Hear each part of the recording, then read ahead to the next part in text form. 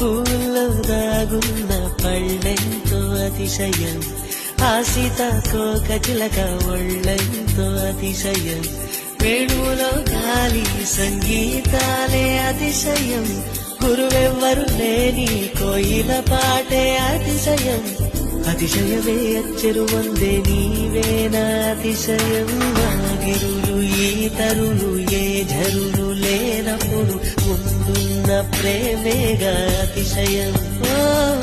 16 ప్రయాణ పరువంలో అందరికీ పుట్టేటి ప్రేమేగా అతిశయం.